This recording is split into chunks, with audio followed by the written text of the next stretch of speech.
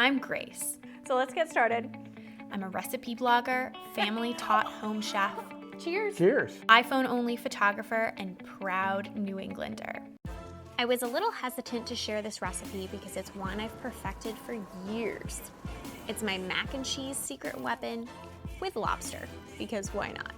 There's a lot of mac and cheese recipes out there that are either creamy or cheesy, but there's not a lot of mac and cheese recipes that are both creamy and cheesy. And that's this recipe. Plus, I'm adding lobster to take it even more over the top. So I did a little bit of ingredient prep here, and I'm gonna show you what I have, starting with ingredients for a roux, which is the base for a nice and creamy mac and cheese. I have a little all-purpose flour, some butter, and then I have some whole milk and some half and half. And I like half and half in this because it adds just a little bit more decadence and richness. And then, of course, we gotta talk about our cheeses. So I have a lot of cheese here, and I hand grated these cheeses.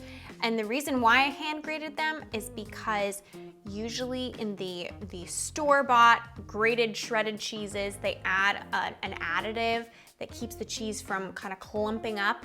And that's not great for mac and cheese. It doesn't give you that stringy cheese that we know and love in mac.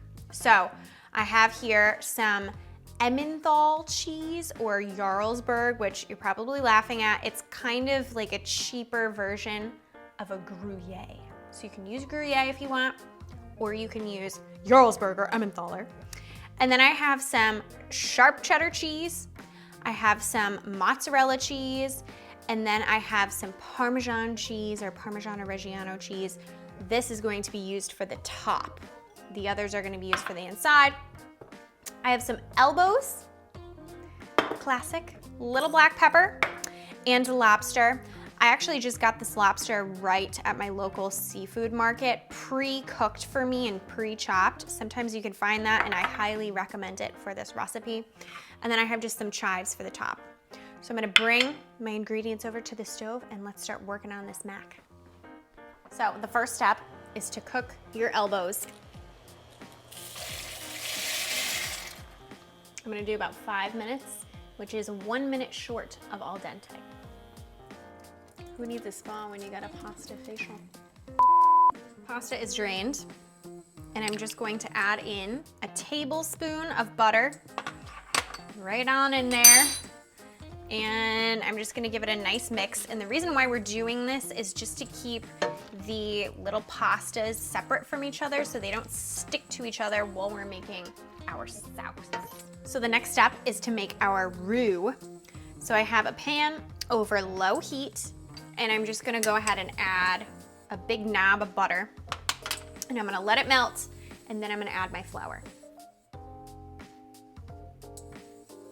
Okay, butter's melted. I'm gonna turn my heat to medium, and I'm going to add in my flour. And then I'm gonna take a whisk, and I'm going to whisk together the flour and the butter until it looks like the butter kind of absorbed the flour. Okay, just like that. And then it's time to add in your milk and your half and half. So what I like to do is just kind of slowly add the milk while whisking it into the flour. And then don't forget about your half and half.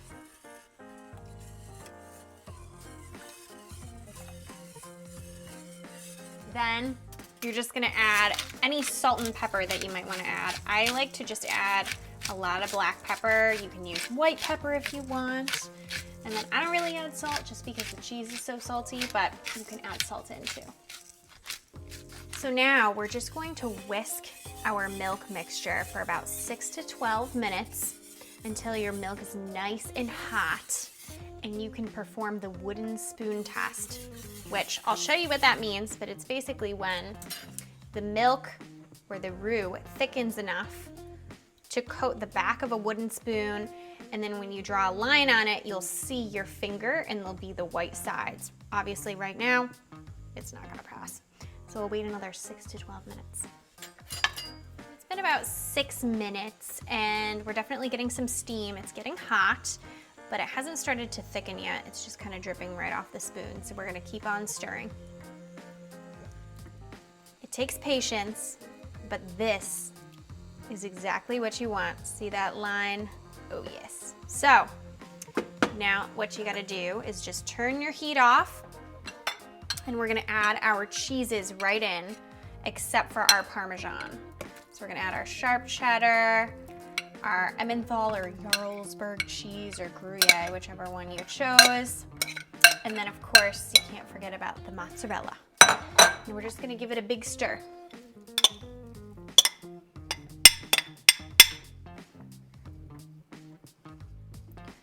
Okay, that cheese is starting to melt. So I'm just going to add all of this to our pot with our pasta.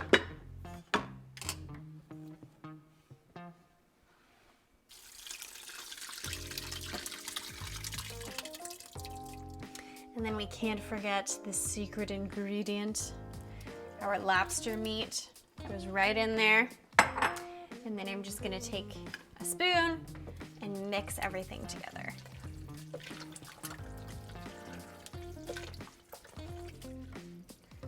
Cheesy. I'm just gonna add everything in the pot to a 9x13 pan that I greased.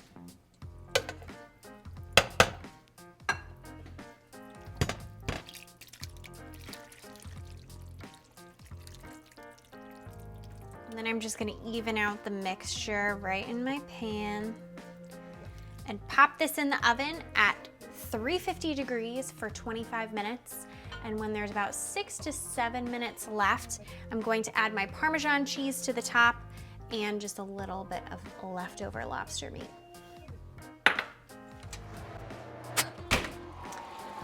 So there's about 7 minutes left cooking. So that means it's time to put our Parmesan cheese right on top and then a little bit more lobster meat.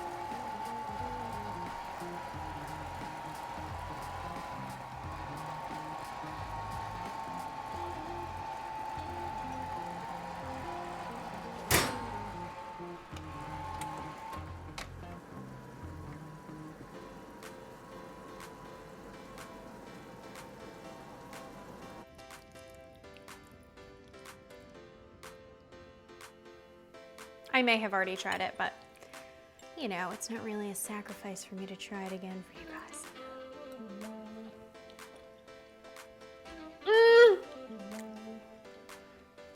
It is so good. Cheesy, creamy, the lobster, sweet. I put a little bit of chive on top just for some freshness. This is what it's about, guys. Check this out on tastefullygrace.com. You won't regret it.